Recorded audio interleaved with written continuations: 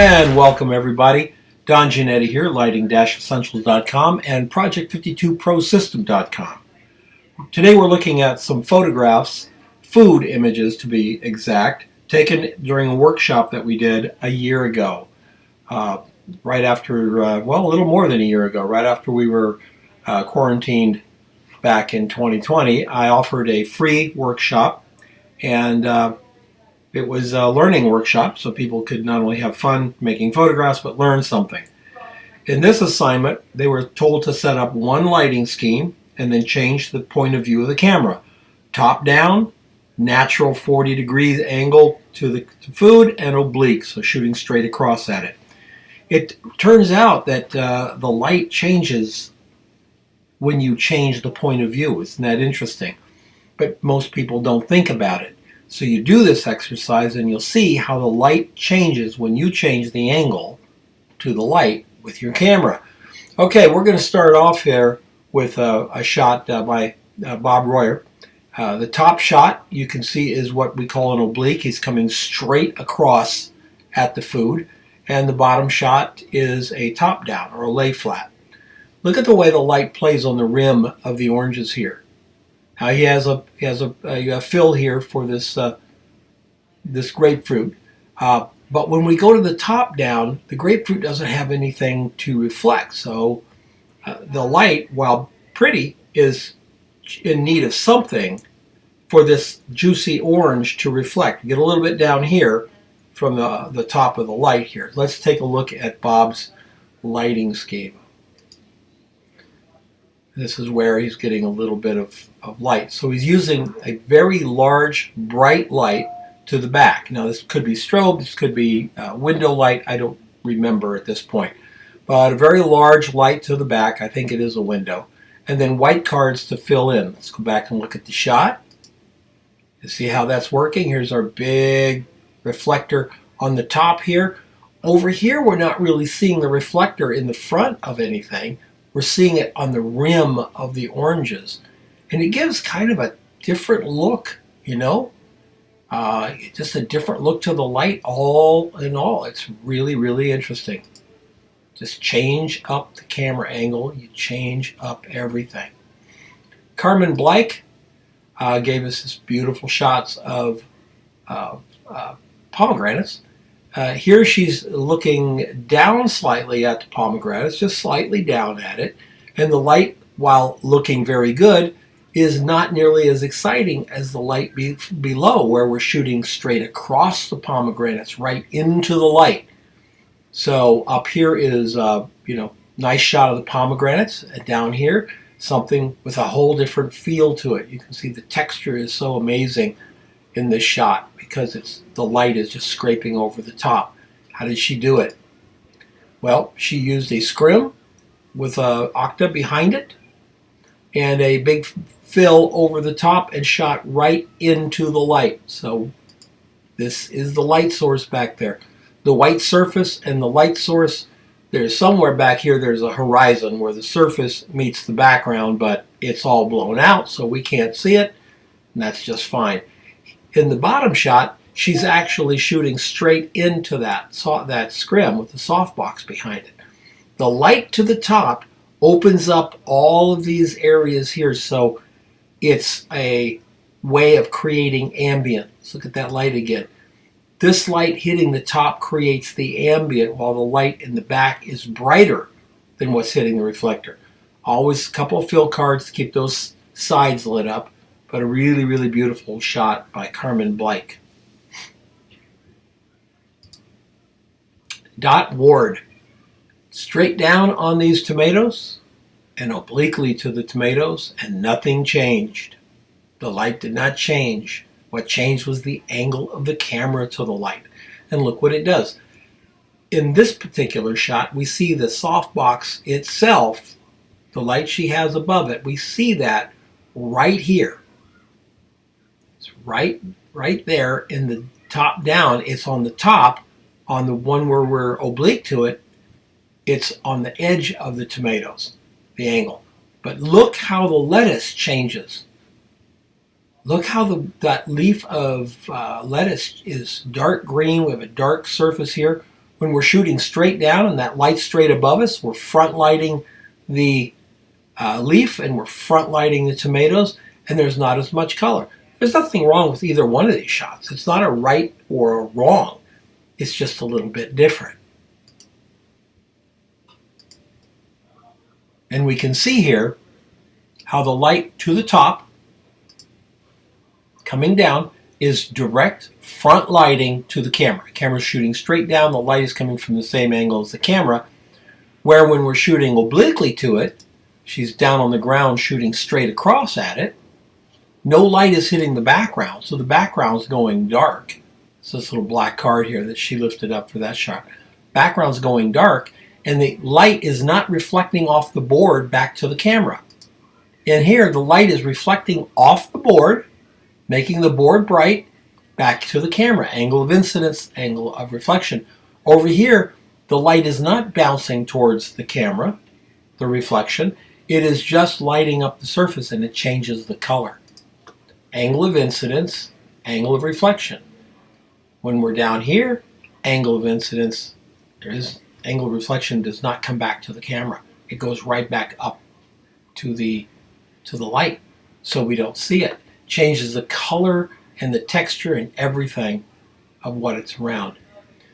And simple light, just one big softbox. Very simple light, one big softbox, and of course a field card or two. Look at this asparagus. Look at the difference in the way they're presented. Both shots are beautiful, as are all of these examples. Both shots are fine. It's just a little bit different how you want to approach it. In these, we have the tips of the asparagus being lit up here. We got this texture that it's sitting on. We got the rope. The composition brings us right into the light. We feel that light coming from the side because we see it right here on the surface into the asparagus. But when we look at the shot down below, where we've changed camera to oblique, we don't have that same feeling.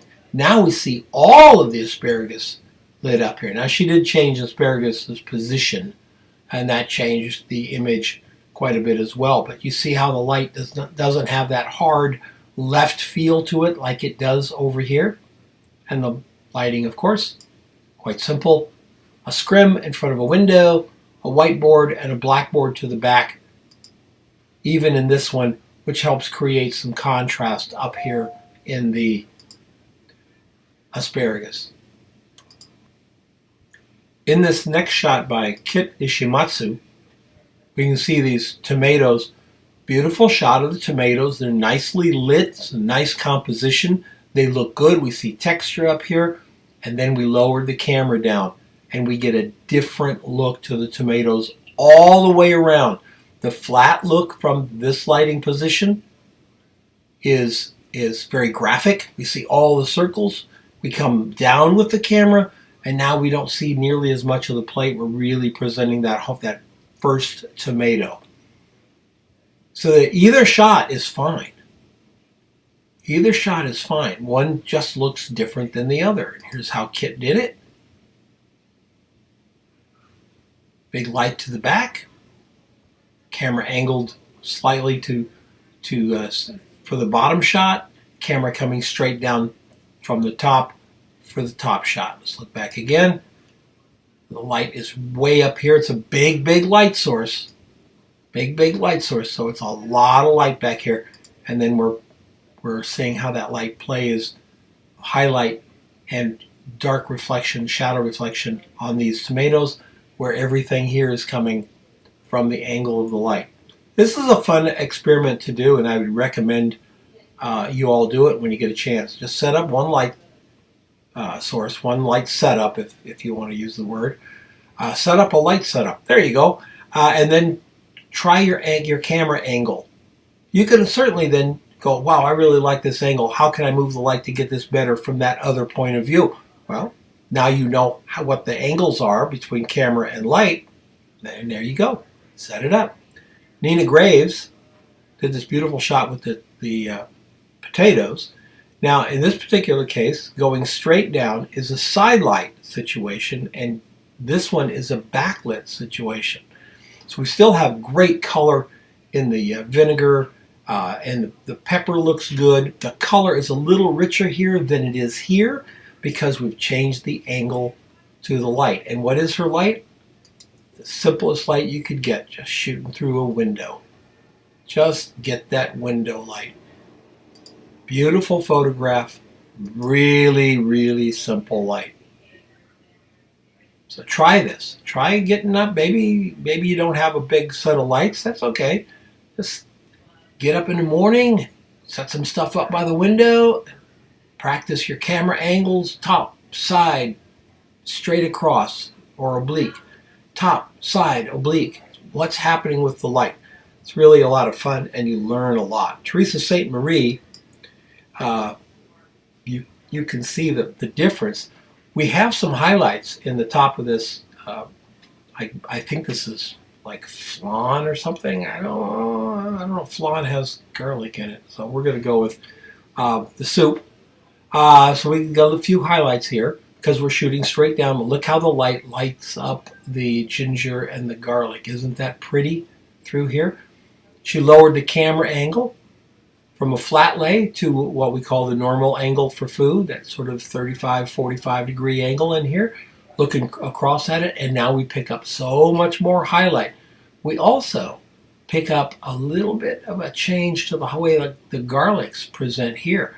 More of a brighter highlight, darker shadow than over here because we're changing it up. We're changing the angle of the light.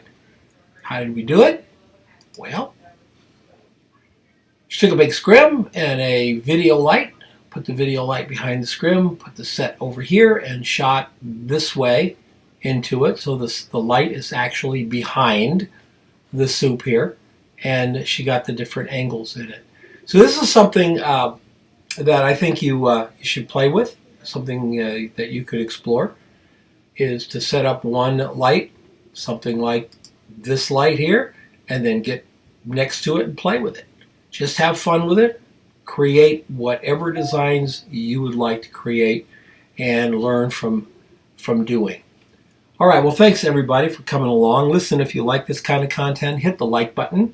I appreciate it. And if you're at all interested in commercial photography, check us out over at project52prosystem.com. We're enrolling again for January of 2022. So if you're at all interested in doing this, whether it's full-time or part-time or side hustle, check us out. We're the most unique training online, and I think you'll enjoy what you see. Everybody have a great one. I'll see you next time. Thanks.